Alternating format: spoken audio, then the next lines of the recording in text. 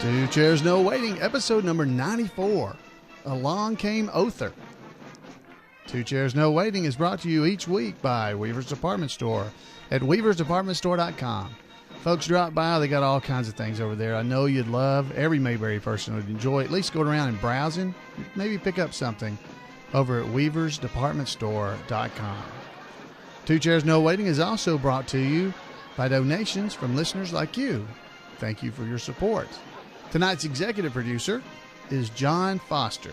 So, John, thank you for your support. We really do appreciate it. Hello, everybody, and welcome to Two Chairs No Waiting. I'm your host, Alan Newsom. It's good to have you with us. Hey, just a great time to get back here in Mayberry and have a little bit of fun. Tonight's episode is called Along Came Other. Well, that doesn't sound like much of a title for an episode, because most people are going to read it as Along Came Other, and they'll think, other what? But if you're an Andy Griffith Show fan, you'll know, or hopefully you'll know, the Darlin' Boys. The Darlin' Boys, we got Rodney, the guitar player. You got Doug, he's also called Jebbin. He's the banjo player. You got Mitch, who plays the big bass. And you got Dean, and he's also called Other. He plays the mandolin. Now, you may know those names, and you know that they're really the Dillards, because we've talked about that in the past. But this is something that I just dug back up recently. And do you know where the name Other came from? You know, I just thought it was a joke, but it wasn't. I was looking back through some old information I had, because a friend of mine, Paul Mulick, who's going to call in, or has a call in on this episode, we'll have a voicemail from him. But Paul, he's a great trivia guy. He knows an amazing amount of trivia about the Andy Griffith Show. Great guy. And he's actually the guy who I ended up buying my Mayberry squad car from. Anyway, that's beside the point. Back in October of 2005, there was a message that came across the Who's Been Messing Up the Bulletin Board Digest, which is a daily email that everybody gets. And the question that was out was talking about, it says, I'm so confused. A while back, I was watching a rerun of an interview about the Andy Griffith Show, including an interview with Andy. He said that the Makeup Man played banjo with the Dillards on an episode. They even centered on the photo of the banjo player, and they were playing in the jail scene. I always thought the Dillards were the ones who played the banjo. The Dillards, Doug Dillard. Andy said it was Greenway. Anyway, so that was a question that had come up. And here's what Paul Mulick wrote back, and this was the part I thought was interesting. He said, Andy surely meant to say that he and Lee Greenway used to get out their instruments and play with the Dillards between takes while everyone else was relaxing on the set. For every few minutes of filming on the show, there was probably like 15 minutes of waiting around. And Lee Greenway never appeared on camera with the banjo. Now, the regular Darlin' banjo player was Doug Dillard. And we knew that already. That's what Paul's saying here. In the episode The Darlings Are Coming, his character is called Other. Other is the middle name of Lee Greenway in real life. I didn't know that. So Lee Greenway, the makeup man, there on the Andy Griffith Show, his real middle name is Other. So that's where the name Other came from for Doug Darling on the Andy Griffith Show. Hey, great little piece of trivia that I had obviously knew, 5 years ago, nearly, but I'd forgotten. So Paul, thanks for that, man. I was, I don't know what made me find that, but I just thought that was a little bit of trivia that you guys would enjoy knowing, that that's how they came up with the name for, at least on that one episode, The Darlings Are Coming, for the banjo playing Darlin' boy, Doug, in real life, Doug Dillard. He was Other Darlin' in that episode. So, hey, there's something for you to know. Now, let me, just in case you don't remember, this is a little sound clip from that episode where they mention him. So here we go. Well, here we be all together again. Not quite, Paul. Huh? Other's still down there. So he be. Didn't even miss him. Don't have much personality, that boy. Don't have much personality, that boy.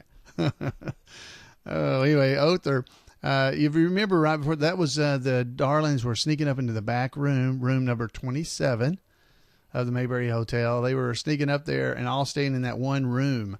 And Mr. Darling was getting banjo sounds, guitar sounds, all kinds of sounds out of his jug. And but before that was when they were first coming up there. They had that rope hanging out the back, and everybody else was up there. And the last thing to come up, where Mr. Darling was helping, was the bass, Mitch's bass. And they were trying to get it through the window, and Mr. Darling's neck got caught in the, I don't know what you call that, the curve of the bass. I don't know. Someone that's a musician will probably tell me what that means, what that is called. But anyway, his neck got caught in there, and he's going, give me slack, trying to get his head out.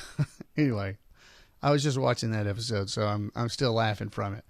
But anyway, I just really thought that was cool about Lee Greenway, the makeup man on the Andy Griffith Show, his middle name being Other, and that being the Darlings Boys.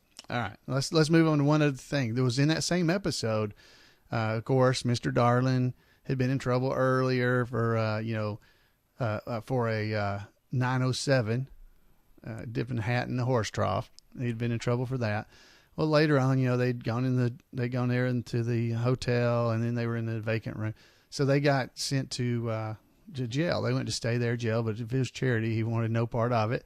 But this is the only time that one of the Darling boys actually spoke. So let's hear this right here, right at the beginning of this clip. And we're going to play it a little longer because it's pretty funny. I like the clip. But the beginning of this clip, you'll hear about to pop. Well, that's one of the Darling boys. That's Mitch, I believe. So let's hear it right here. Are you sure you had enough, About to pop. Thank you very much. Charlene, let your old pa have that heel. Thank you, ma'am. Well, you're a pretty young one, aren't you? How'd you like the white beans, Mr. Briscoe? It was good. Well, you didn't say anything. He ate 4 bowls. Eating speaks louder than words. You told him to say that, didn't you? That's a very famous saying. Oh? I stay in the house too much. I stay in the house too much. Anyway, you heard that. Let's play that right at the beginning here, just at the beginning. Are you sure you had enough, About to pop. There it was, about to pop. So that's the Darling boys actually spoke. So that's just another thing right out of that episode. Now, I do have, and part of what had me looking at some of Paul's stuff was that he had called me and had a voicemail with some feedback about last week's episode and some more information about some cartoons that Mr. Knotts had appeared in. So let's hear Paul Mulick in his own words. Hey, Alan, this is Paul Mulick in Joplin, Missouri. I'm sitting out here on the porch on this fine night. The bugs are kind of loud out here. I don't know if you can hear them or not. Anyway, I was out here painting the porch. I found out that I'm somewhere between ept and inept. I guess I'm kind of quasi-ept. And I was listening to your podcast about the 2 episodes of the new Scooby-Doo movies that had Don Knotts. There were 2 of them. I think you kind of got them backwards, though. One of them was called The Spooky Fog of Juneberry. I can't imagine how they came up with the name Juneberry, but anyway, in that one, Don basically played Barney Fife, although they didn't call him Barney Fife, they called him Don Knotts. The town of Juneberry, the sheriff's name was Dandy Griffin, I think. The town didn't look like Mayberry, though. It was more like a wild western town, like you'd see in a western movie. And the other one that he was in, as you mentioned, was called Guess Who's Not Coming to Dinner. That's not Knott. And that one I haven't seen in quite a long time, but if I remember, it was something to do with the gang went to some mansion where somebody's uncle was supposed to be leaving them some money or something. And Don played a whole variety of characters in that one. He dressed up like Sherlock Holmes, and I think at one point he dressed up like an old sea captain or something. But I also wanted to let you know that Don also played a version of Barney Fife in an episode of Garfield and Friends.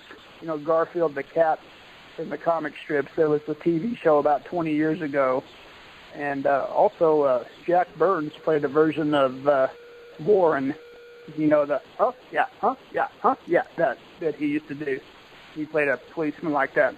in that one. Anyway, there were also 2 episodes of Animaniacs that Barney Fife appeared in, but Don didn't do the voice. They just had a likeness of Don in those.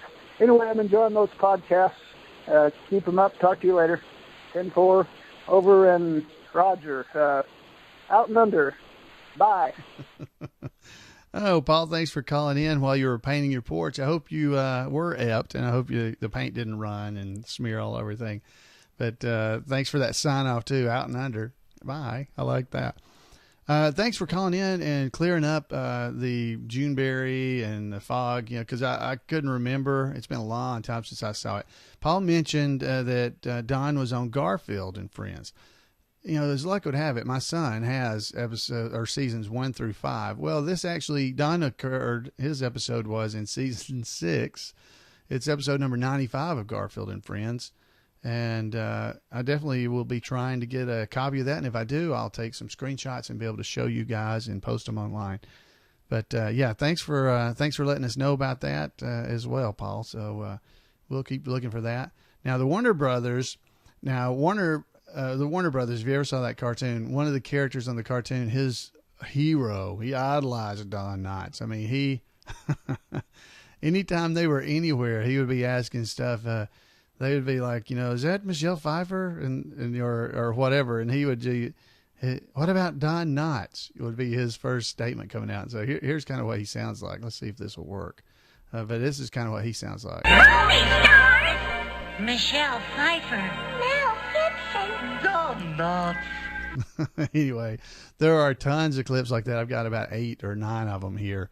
But where he's looking for Don Knotts and he's upset he didn't find Don Knotts. But that's a great, Bugs Bunny-like cartoon series if you've never seen them, the Animaniacs. So anyway, that's probably more about cartoons than you ever cared about. But it's really neat to see Don and his characters, like I mentioned last week, in Scooby-Doo. So hey, be watching that series if you like cartoons like me, because I'm a big kid. But if you like them, watch them and see if you can spot things like that, because it's really fun to see. Well, folks, I believe that's about all I've got for us tonight. I've got some family in town, and they're here to visit with me, so I'm going to be signing off and getting out of here. And I hope you guys will call in with your comments, your thoughts about different things going on in the Andy Griffith Show area. So you can call me at 888-684-8415. You can email me at floyd@mayberry.com.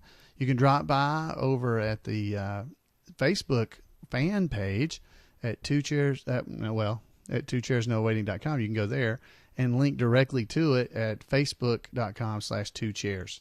So any of those places, twochairsnowaiting.com, Facebook, or just call me. I'd love to hear from you. Thanks for Paul for writing in. And I just want to thank all you guys for being a part of the show. And we'll be back next week with another episode of Two Chairs No Waiting. See you next week. Bye.